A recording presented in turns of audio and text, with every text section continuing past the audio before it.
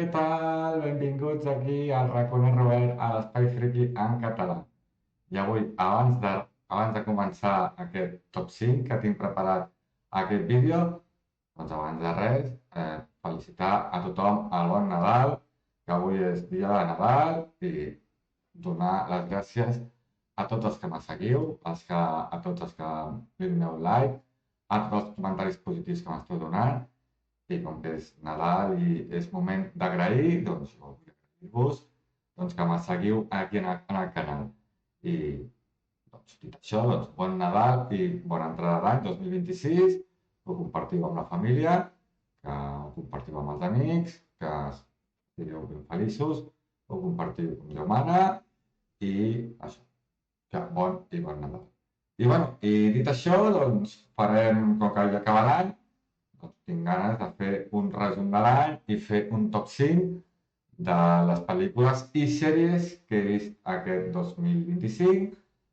És una llista meva molt personal, vull dir que això, si algú creu que li falta alguna pel·lícula o alguna sèrie, doncs com els comentaris són les que jo he vist, són les que he pogut veure aquest any. Potser hi ha algunes que no estaràs d'acord, algunes sí, ja us dic que és molt personal, és una llista meva la que he vist i espero que us agradi també la llista. Així que, gent, família, doncs... Espera, estic molt fos. Jo, no? Sí, home, vamos, una miqueta de llum. Així que res, família, comencem el top 5. I comencem el top 5 amb... Top 5? Top 5, comencem amb Superman. James Gunn recupera l'essència del personatge, esperança i heroisme.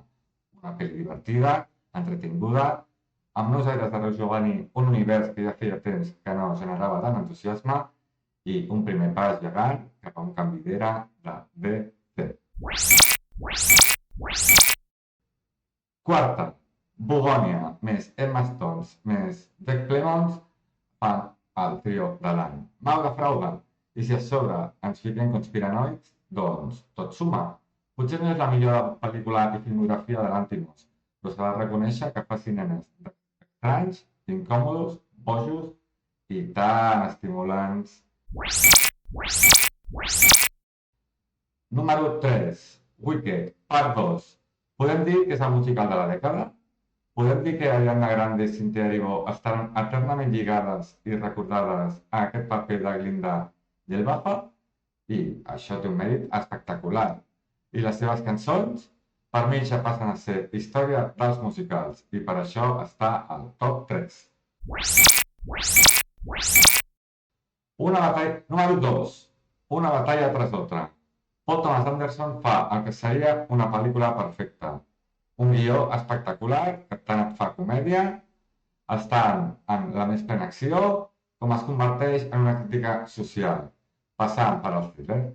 I si a sobre li fiquem DiCaprio, Sean Penn i Benicio del Toro, acompanyats per altres grans actors i actrius, doncs tenim una pel·li de referència total i història del cine modern.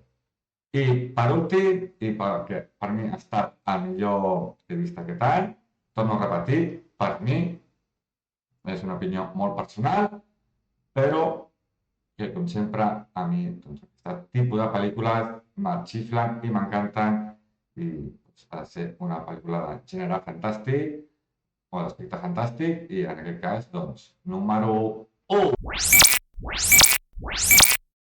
Frankenstein, de Guillermo del Toro. El que fa Guillermo del Toro en aquesta pel·li és d'obra d'art.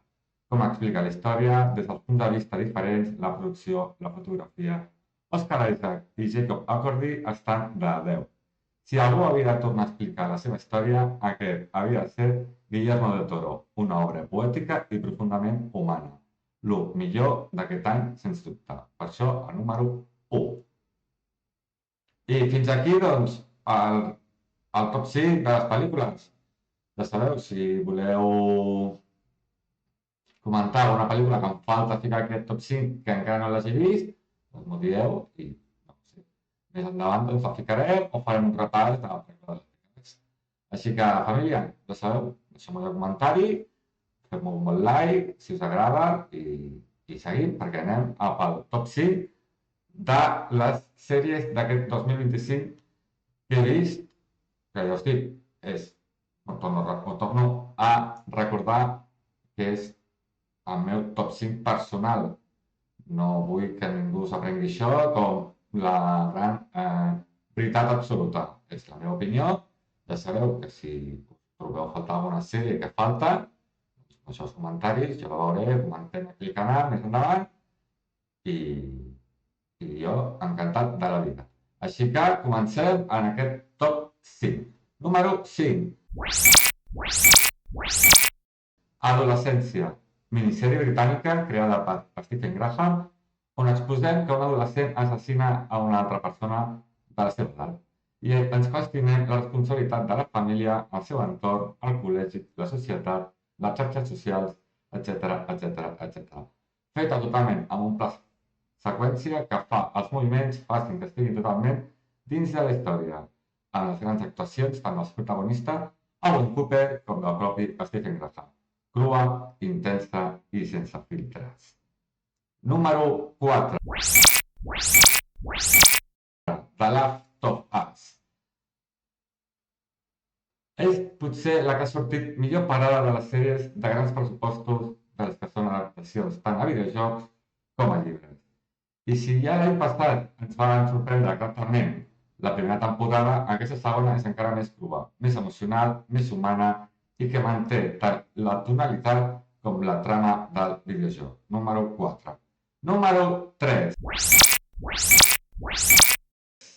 Task, una de les sorpreses d'aquest any respecte a les sèries.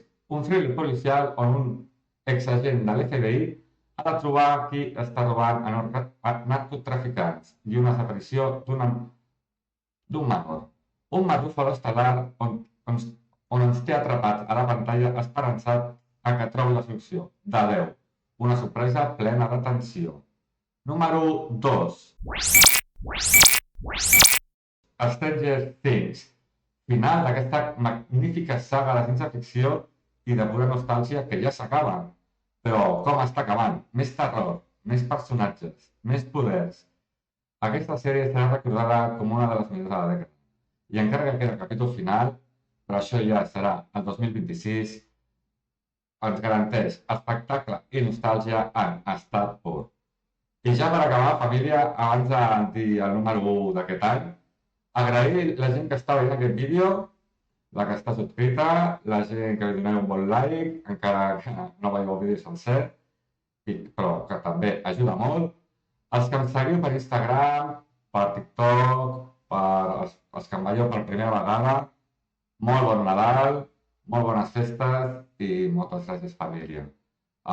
I doncs el que hem dit abans, aquest temps de Nadal és temps d'agrair i jo us vull agrair que estigueu aquí.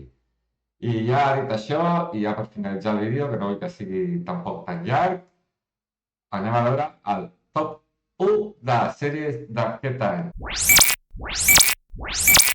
I sens dubte, jo l'he recomanat moltíssim a tots els amics, a tothom, família, amics, companys de feina, i és que per mi ha estat una sorpresa i bueno, estic encantat d'aquesta sèrie. I és The Pitt. Vols veure com es viu en temps real un torn de nit en urgències en un hospital de Pittsburgh? Doncs aquesta és la teva sèrie. 8 capítols d'1 hora, que cada hora és una hora real dins d'aquesta sala d'urgències d'aquest hospital. Directa, crua, salvatge, obscena, amb molta crítica social, política i econòmica. Ho té tot. Noah Wyle ha fet la sèrie que semblava feta per ell. És la sèrie més potent i personal de l'any i per això ha d'estar en el top 1. I així que res, família, això ha estat per mi el millor del 2025. Esperem fer més visionats futurs en aquest nou any que comença, el 2026. I doncs això, esperem fer més coses. De moment portem un parell de mesos en aquest canal. I l'any 2026, doncs, s'esperen coses molt i molt, bueno, doncs seguir fent totes aquestes coses que anem fent.